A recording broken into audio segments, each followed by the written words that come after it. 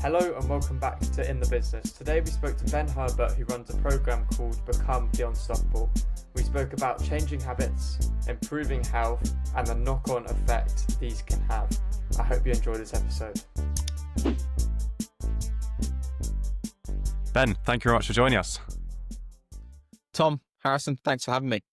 So you come from quite an entrepreneurial family. How did you first get into starting things and starting your current business? Great question. Do you want the long or the short version of it? Give us a long one. Okay, cool. Perfect. So, day I was born, I actually got told I'd never walk properly from the day I was born. And ultimately, the start of that was basically to prove them wrong from the day I was born. So I was born with a club foot, right? If you know what that is, amazing. If you don't, it's basically, let's say your right foot, you're born with a club foot. It's basically like turn inwards. It's just how you sort of like have grown in the stomach, right? So it basically needed breaking as such. I'll put it into easy terms to then be remended. Sure. And lucky enough, my parents essentially just refused to accept that, it was going to be what it was. I wasn't going to be able to walk properly, etc. And my parents challenged that. Anyway, that day, I literally, as soon as I was born, literally got transferred to Great Ormond Street. And I actually become one of the first children to go on a clubfoot machine. It was flown in from Paris a couple of days later, and essentially got put through that process. And for majority of my early years, for like the first 2 years, I was sort of lived with the plaster on me. It drove my parents mad because I used to smash up the house when I was crawling around. Um, and yeah, I was sort of like late to the sort of like walking stage, etc. But my family were all sporty. My dad played semi-pro football. My mum used to be very good at tennis. My sister used to be seriously good at golf. And basically, over the coming years, as I started to grow up, obviously come out the plaster, legs start to, and foot was starting to become better. I just went football crazy. Literally watched it from the day I was born. Spent a Yeah. lot of my childhood in the garden, playing football, etc. My family at the same time were running businesses as well, multiple different businesses. All of my family do it, so I've sort of like just watched sport You've and grown up business. around it, yeah. Literally just grew up around all of that. And then I sort of, as my childhood was going on, I had signed a professional contract at Colchester United to play football from the age of like 7 to 15. Didn't work out, but in the meantime, whilst I was playing football, I was playing golf on the side, got really good at golf, and started to represent England um, for the golf side of things. So like my childhood was not so much schooly, shall we say. It's very much like Yeah. traveling the world playing golf. And Amazing. Harrison would love that.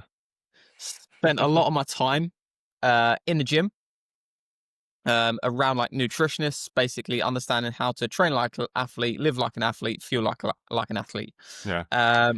Unfortunately, over the years, golf didn't work out, and from there, fast forward to adulthood, shall we say, I was like, what do I do? Football's not worked out, golf's not worked out.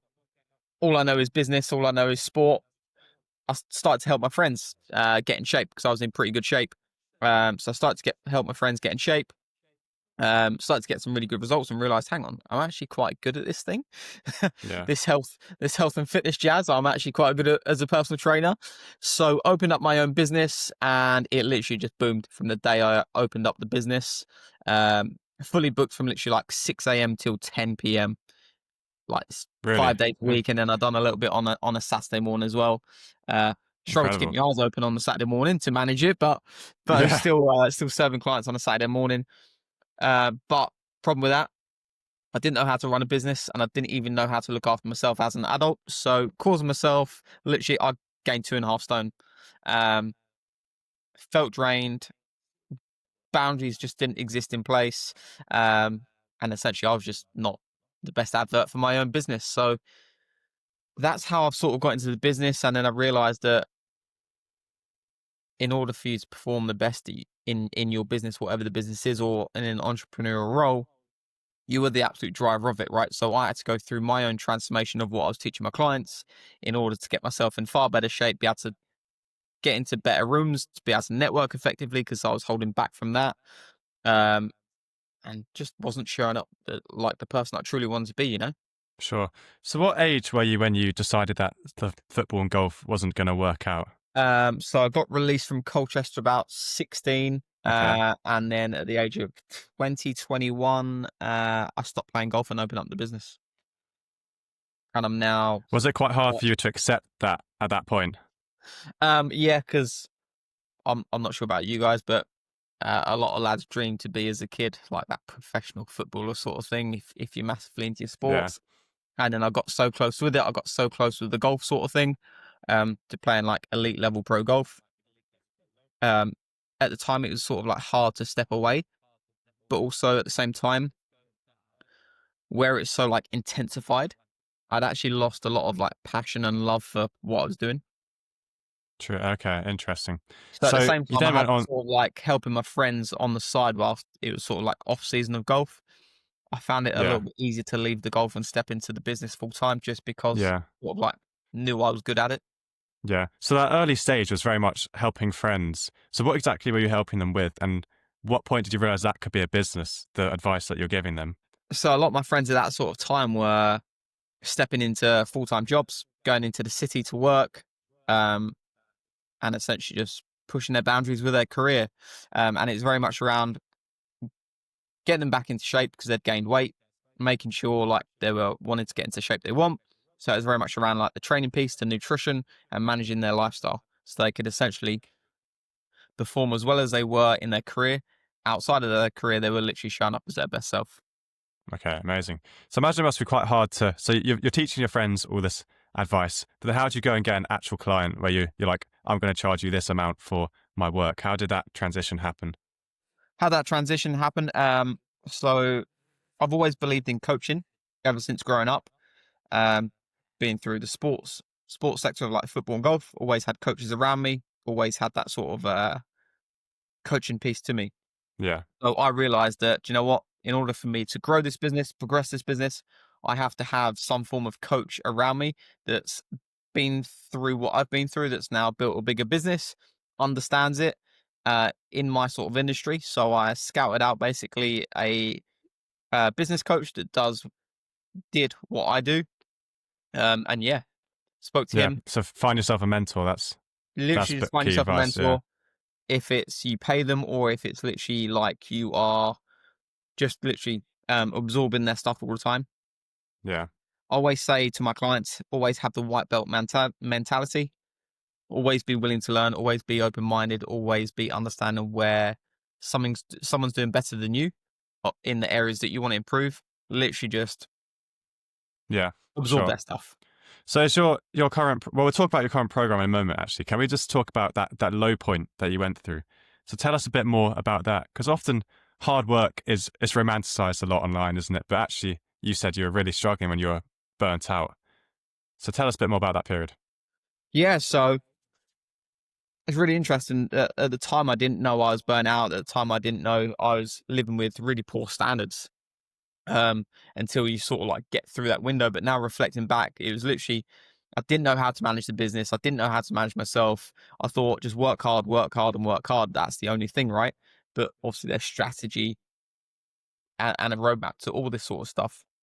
So for example, I had zero boundaries. I was literally just working around the clock. No time for me, no time off, no on the business or in the business. It was literally just like a wild storm that was just going on. Yeah. Um, and yeah, like, I basically just used how busy I was as an excuse to sort of like to ignore like how poor my standards were. Um, and just thought, you know what, this just is it. I'll find a way to get back to my best, but you just got to stay busy. You just Yeah. got to keep earning money. And one of the goals was to have a great client base, make loads of money, right? Yeah. Um, Sure. but I actually went on holiday to Dubai 1 year just whilst this was happening, and I got completely exposed to my own self. Um, of, do you know what? You're really not in a good place in terms of energy, in terms of sort of life away from the business as such and your own health. and I had to address it because there was no escaping it. I was literally there in Dubai, have a lovely holiday, but at the same time, I wasn't having a lovely holiday because I felt like, excuse the French, but I felt like a bag of shit. So I was Yeah. just so tired. It was almost like the holiday wasn't even long enough to recharge me. Yeah, sure. And a lot of it was down to my own nutrition, the way I was looking after my health, and what I was doing outside of the business. So I literally just had to rebuild my own self. Yeah. Well, you said In something order quite to be interesting. You're like about being an advert for your own business. Did you think that how you were at that low point did actually affect how your clients viewed you or how the business was doing? Uh, it I not as such because the business was booming. It's Yeah. fantastic, busier than ever. The gym that I was actually PTing out of back in those days, I was the only PT that was fully booked. Okay. Incredible. So I was doing well. Client base was doing well. Like the results in terms of client success, really really good. Clients were happy. Like it was just a constant, uh, yeah, it was just constant growth. But at the same time, if I wanted to go out and network, or if I wanted to go out to certain places outside the business in terms of social aspects, and I'll be like, oh yeah, I'm a personal trainer. I'd be like, I'm like the worst walking advert there could Okay, be I at the see what you time. mean. Yeah. It's a bit like I wasn't networking effectively because it's a bit like, well, I am my shop window. Yeah. Yeah. We've had a few guests that have said that previously. It's very, very interesting to think about. So yeah, at the time it wasn't ideal being that way in terms of from like a you know educating on social media or networking or going to friends' parties and stuff like that, or meeting new people and be like, yeah, I run a business, a personal training business. Like, just was not a good advert. Yeah, sure. So, following on from this, you built a program called Become the Unstoppable. That's quite a big statement. What does unstoppable mean for you? Unstoppable means to me is it's based around like from what I got told when I was born all the way to basically what I've achieved so far. So a little bit of expansion off the being out of shape. I basically hired a coach myself to help me with my health, to help me with my training, and basically from there I literally just tackled the goal of, right, let's get lean, let's get strong, let's get back to being an athlete. Dropped 2.5 stone. Um, Took on a half marathon off the back of that. Went and done a marathon in Porto, completed that, which was almost like a big achievement because I got told I'd never be able to walk or run properly ever. So doing a marathon was quite a big achievement. And me, like the athlete in me, knew there was more. So I went and actually done 2 half Ironman events. One of them, body broke down, unfortunately, which was really frustrating. And then I basically went and redone it and got over the finish line, which was absolutely epic. So for me, like becoming unstoppable is literally like we all set limitations on ourselves. Other people externally set limitations on you, whether you're aware of it or not, right? So for me, I don't believe in limitations. I've been told from birth that you'll never be able to walk properly, you'll never be able to run. I've gone and played high level sport. I've played professional sport. I've gone and done half marathons, Ironman events. Like that in itself shows that there are no limitations. You can be unstoppable. And unstoppable to me is removing the limitations you set in yourself and take on more of whatever you wish, whether it's health, whether it's business, whether it's any sort of goal you want. There are no limitations. It's just you set them yourself. Love that. Can we talk through the 4 phases? So we got fat loss, we got stabilization, performance, lifestyle. Which one is usually the hardest for people and why? So there's no one easy part. Me personally, I would actually say the stabilization. And the Okay. reason why it's stabilization is because someone comes in for a fat loss phase. Is I'm not going to say it's easy to drop body fat, but you're going to do it, right? If you've got the right mindset, if you and I can be communicating back and forth and there's the right game plan in place and we're operating with flexibility, you are going to get into great shape. But that's where the problem lies, personally, because a lot of people, and I believe it's like 99% of the population, once they've lost fat, they always regain it. Yeah, I think I've I'd heard even that say statistic. Yeah.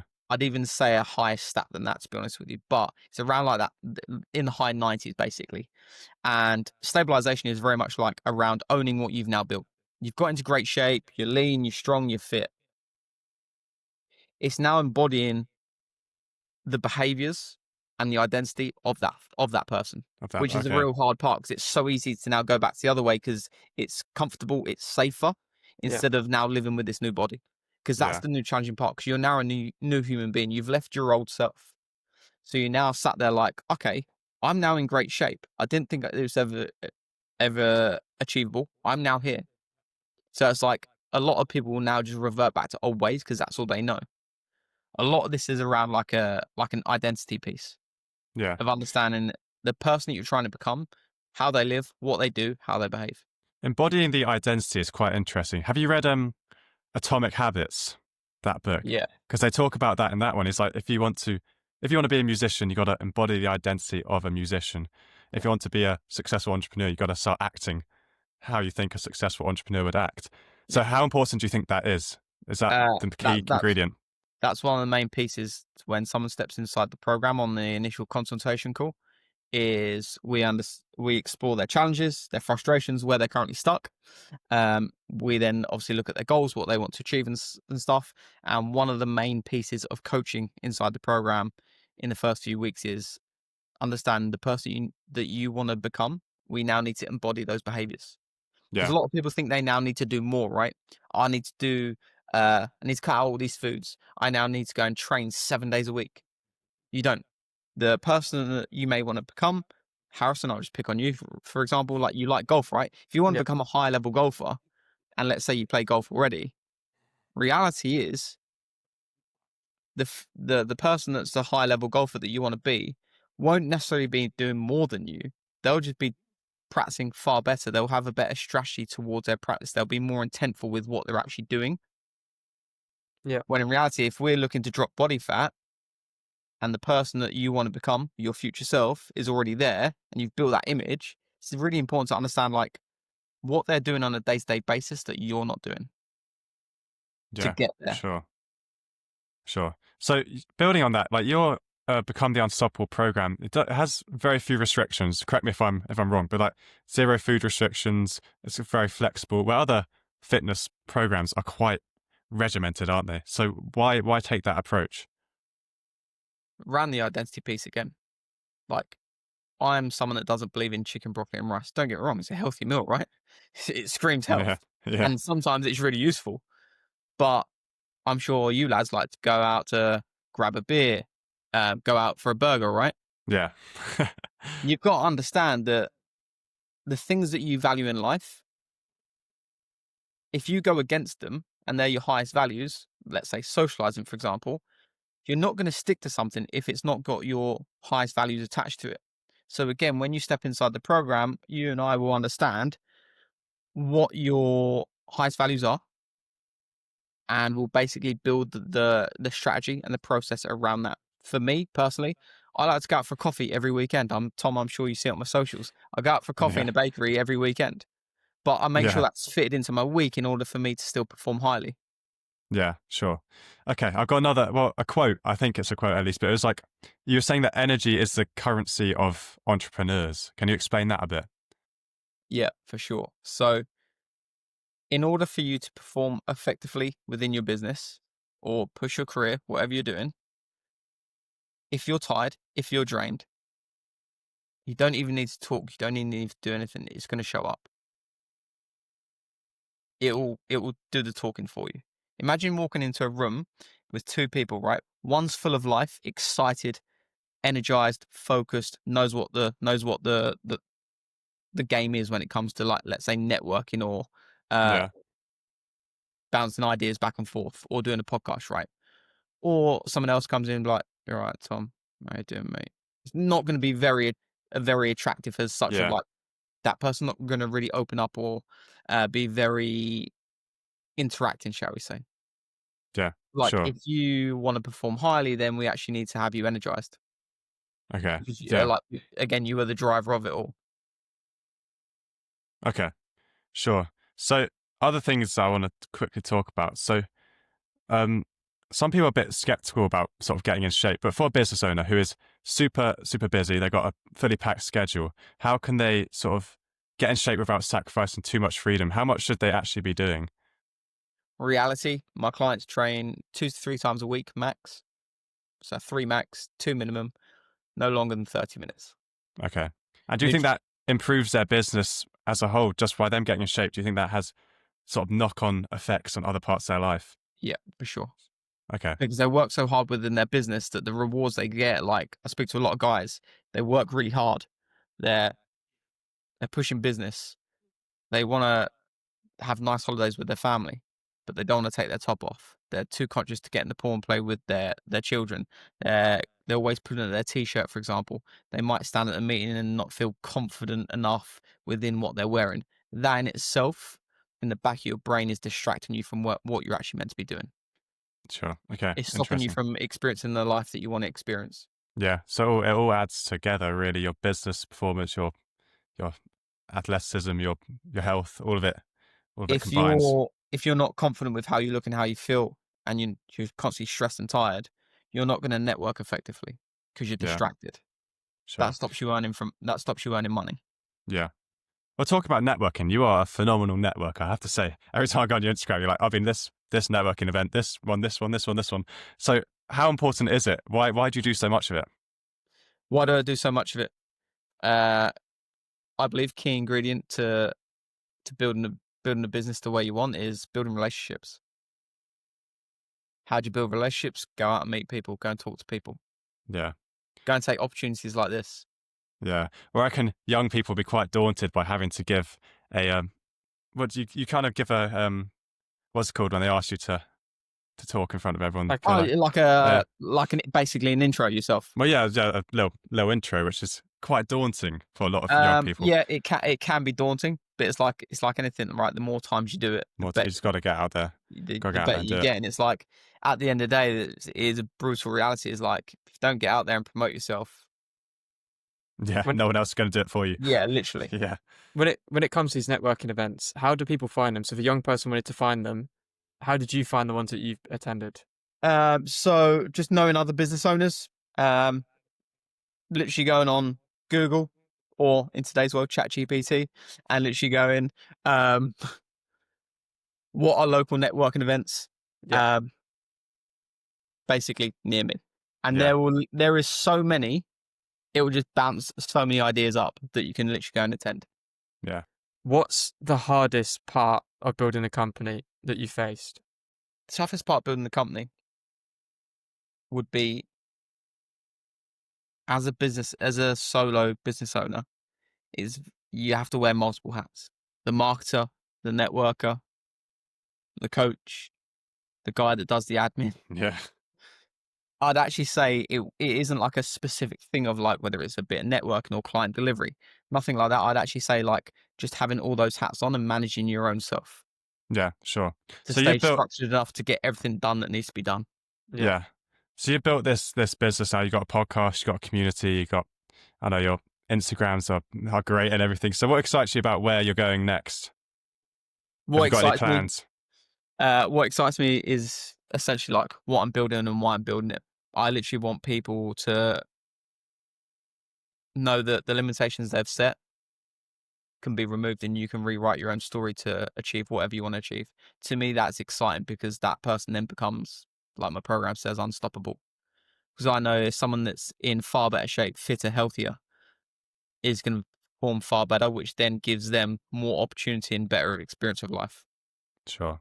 Do you think And you're, also things like I love is like I love going to see. I love seeing the world. I love seeing different parts of the world, traveling, experiencing different cultures, and something I actually want to bring into the business is start taking my clients away more often. all right, Eh, okay. How'd that work? How would it work? Basically, run like a leaderboard inside my coaching program. Top 5, top 10 people, for example. I'll go and book a like a venue. Let's say Spain, like a Airbnb or whatever. Find some locations for like gyms, a little bit of a retreat thing. I've had a few ideas in my head, and basically hold a leaderboard for let's say the month of November. In January, the top 5 people join me out in Spain, for example, and we'll network, we'll train, we'll eat, enjoy the culture. There'll be parts of the day that you can just go off and do what you want, but there'll be a little bit of structure towards it as well. No, that sounds like a great idea. Yeah. And it's a bit like, why wouldn't I blend what I love into my business? Yeah. So, yeah. Do you think your sort of whole life trajectory can be traced back to that early experience as a kid when you were suffering from, sorry, remind me of the condition? Was The clubfoot. Clubfoot. Do you think that's kind of influenced your whole belief in yourself and where your business is going? Yeah, Amazing. because I could have literally just sat there and be like, "Do you know what? It is what it is." My parents could be like, "Yeah, do you know what? Tough shit," kind Sure. of thing. Like, Yeah. it is what it is, Yeah. and you're gonna live with it. But it's almost just having that mentality of, I set my own rules. I can achieve what I want to achieve. Great. Ben, thank you so much for talking to us today. Thank Cheers, you. lads. Thank you for having me. Thanks a lot. Thanks for listening to yet another episode of In the Business. Remember, please don't forget to like, subscribe, all that stuff. It really helps us out. But yeah, I think the key takeaway from that episode is embody the habits of the person you want to be and the identity of that person as well. What do you think, Harrison? I completely agree with that. And even sometimes just doing a little bit is very beneficial and a lot better than doing nothing. And you don't have to be working out 7 days a week. It can just be 2 to 3 times for the 30 minutes that's been discussed.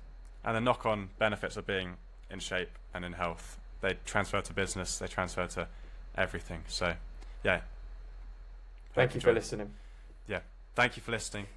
Remember to like and subscribe, and we'll see you next time. See you next time.